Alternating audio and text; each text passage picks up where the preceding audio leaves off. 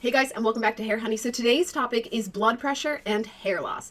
Now, I was just in the shower and I was thinking to myself, I was like, wait, I do have chronic low blood pressure, and I'm not sure why, because I consume definitely huge amounts of salts, and my daily diet also consists of quite a bit of this little number right here, and most hot sauces are pretty much sodium, salt, vinegar, and peppers. So I started digging deeper into blood pressure and hair loss. Now, I was actually pretty shocked to figure out what I thought would happen was actually the opposite, because I started thinking to myself, if I have low blood pressure and the follicles need blood circulation and stimulation, maybe it's just my blood pressure is not reaching the epidermis level where the blood needs to be received in order for the hair follicle to be healthy.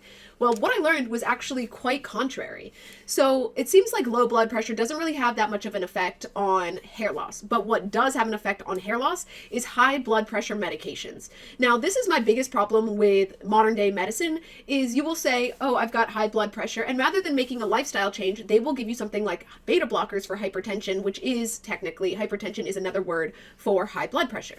But these beta blockers that they're handing out like candy also cause things like alopecia, aka hair loss. Then you go back into the doctor, you talk to them about your hair loss, and they diagnose you with some form of alopecia and give you a prescription for Rogaine, minoxidil, and vistinarine, which are also super toxic for the body. So at the end of the day, the root cause is never being solved, which is a lifestyle change that's needed for high blood pressure.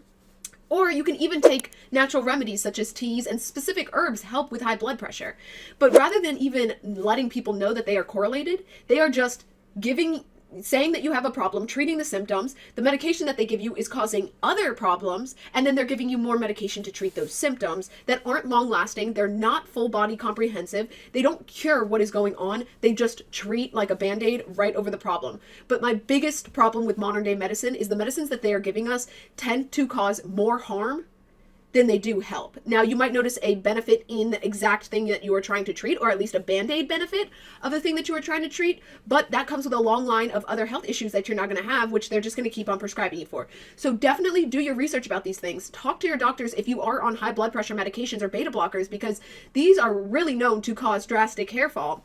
Now, there's other medications that also cause hair fall. I just wanted to talk about blood pressure today about this, because when I was in the shower, I was literally thinking, I was like, wow, that's such an interesting thought that maybe my low blood pressure is also contributing to my hair loss. But it was truly quite the contrary. So if you do suffer with low blood pressure, it mainly just causes fatigue and kind of dizziness and blurred vision sometimes. But overall, it is not the contributing factor to your hair loss. But if you have high blood pressure like the majority of Americans do, then the medication you guys are taking is probably causing your hair loss as well. So definitely figuring out a more sustainable source of medication for your blood pressure if you are experiencing hair loss is definitely key to fixing everything, and getting off those beta blockers as quickly as you can with a responsible plan in place. Do not just get off of them and then hope that everything gets better. That's not what I'm saying, and I do not want to be sued, I can tell you that. So definitely do your research, come up with a game plan, whether it's herbs and teas or natural Ayurvedic or herbal remedies that you can take in capsule form. They exist and they actually work. Whether or not the FDA allows them to say that they work, they work. And so do your research, start going against what your doctor tells you, push back, get real information, because the information that they know is not to hurt you, but it is provided to them by the big pharma companies that want to sell you something. So food for thought.